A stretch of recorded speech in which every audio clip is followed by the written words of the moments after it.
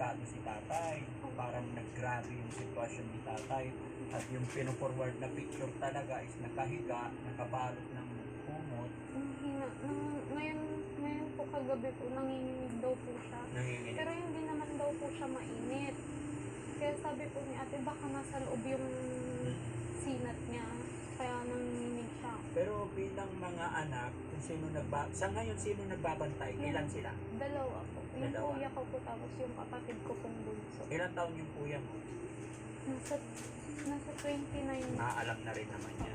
So, ibig sabihin, ano ang status ni tatay, kalagayan niya, ayon sa doktor? Ano yung sinabi nila? Ang binabantayan na lang daw po nila yung hindi niya pagkain, tapos sabi niya po dito.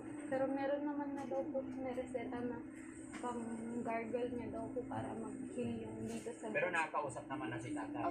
Okay. Mas okay na po siya ngayon. Okay, buti kung Kasi gano'n kasi nung- nag-alala talaga ako. No? At saka si Ate Linlin, sabi niya, nagsabi siya na uuwi din siya dito. Yun natuwa ako. Sabi ko po kasi nung bago po sila umuwi, nagsabi na ako na ate, walang kasama sila papalong naman. Sabi ko po sa kanila. Ganito si Dalia, gusto ko sana mag-isang taon muna siya bago kami pumunta ulit dito. Kaya sabi ko, dito mo na lang muna i-enroll yung mga bata. So, nag-ano po siya, parang nag-alangan siya yun nga po, parang iniisip niya yung sasabihin ng ibang tao. Tapos po yung pag-enroll niya sa mga bata, gastusin po lahat.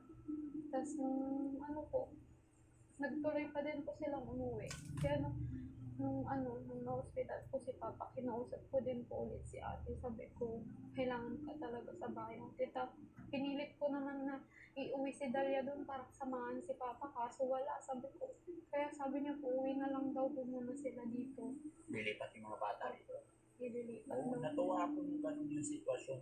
Alam mo naman, mula sa pool na kilala ko kayo, masaya ako na may kasama ang tatay niyo at si Ate Dalma. No? Although, honestly, nalungkot din ako nung una na nawala kayo dito dahil alam ko talaga na walang mag-aalaga sa kanila. And then ngayong nangyari. Pero syempre, naintindihan ko rin yung side dahil sa anak mo. No? Pero ngayon parating na yung ate mo, sana nga magiging okay. No? Lalong-lalo na si kumusta ang pag-inom ng gamot niya sa tutuloy? Tuloy-tuloy na. Si tatay sa gamot niya sa... Dinala po nila lahat. Ano po? Dinala po nila lahat. Pero naiinom niya rin. O kasi inano rin namin kay Doc Lagman yung kinausap ni...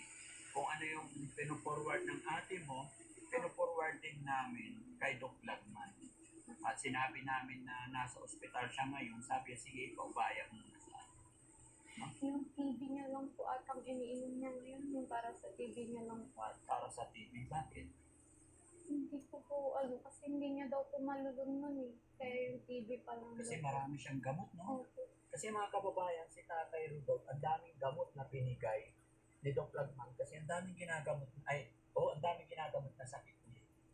Kaya sana malagpasan ni Tatay Rudolph, mga kababayan, samahan niyo po kami, ipag-pray natin na kayanin ang katawan ni Tatay Rudolph dahil sa kahinaan, katandaan na rin niya siguro, parang hindi kinakaya ng katawan ni Tatay Rudolph yung ibang gamot. Yun ang in-explain sa akin ni Doc Lagman. Diba? Kaya sabi ni Doc Lagman, saan pag maging okay yan, so pwedeng i-adjust yung iba, which is yun naman talaga dapat siguro. Hindi naman ibibigay ng doktor yan. Ha? At least, nalaman natin, mag-pray tayo. Nalaman natin.